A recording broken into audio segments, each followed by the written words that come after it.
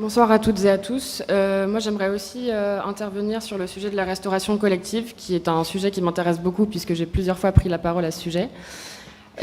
Conformément à ce que vous aviez annoncé en conseil municipal en décembre, et en anticipation de la loi Egalim qui vise à interdire les barquettes en plastique à partir de 2025, ces dernières ne seront en effet plus utilisées dans le cadre de la restauration collective et municipale à Asnières, notamment dans les cantines scolaires.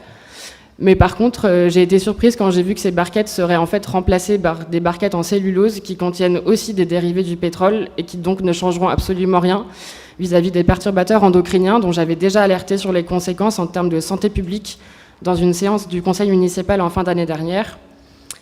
Pour celles et ceux qui n'étaient pas là, il a été prouvé scientifiquement que les perturbateurs endocriniens pouvaient entraîner de graves dérèglements hormonaux, voire de la stérilité, des troubles du comportement, du diabète de type 2, etc.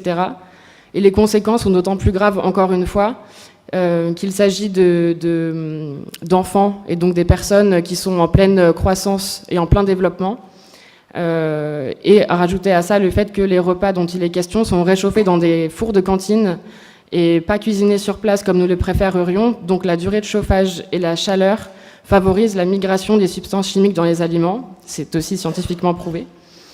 Par ailleurs, les barquettes en cellulose présentées ne sont biodégradables qu'à 90%. Donc les 10 restants sont uniquement compostables, c'est-à-dire coupés en petits morceaux de plastique qui se retrouveront ensuite dans l'eau et dans la terre, donc in fine dans nos assiettes également. En vérité, le sujet des barquettes en plastique, c'est pour moi un exemple parfait du non-sens du modèle de production et de consommation aujourd'hui majoritaire en France et l'irresponsabilité de ceux qui choisissent de le poursuivre. Je suis d'accord, et on l'avait déjà dit lors du dernier conseil municipal quand j'avais parlé de ça, ça prend du temps de repenser un fonctionnement car ça demande de repenser la chaîne logistique, etc. Mais de la même manière qu'il est insupportable de constater la logique de rentabilité dans l'hôpital public aujourd'hui, je pense que c'est un devoir de protéger nos enfants et vos enfants. Et on n'a pas le droit de la sacrifier au motif que cela serait trop compliqué ou trop cher. Et donc je rappelle que ce contrat sera effectif pendant au moins 5 ans. Et donc pendant au moins 5 ans, les écoliers d'Asnières continueront à manger des plats réchauffés dans des barquettes en cellulose.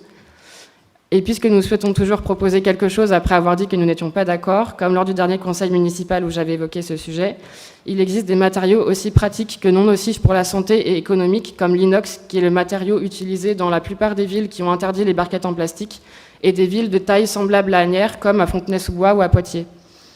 Par ailleurs, je n'ai pas trouvé la réponse dans les documents de préparation du Conseil, car il n'est fait que mention d'un travail accru sur les recettes végétariennes, tant d'un point de vue de leur qualité que de leur diversité. Et du coup, comme vous vous étiez engagé à le faire en mars 2021 dans une lettre à destination des parents d'élèves et en conseil municipal ici même le 16 novembre, est-ce que vous confirmez qu'un repas végétarien sera proposé quotidiennement dans les cantines scolaires ? Merci.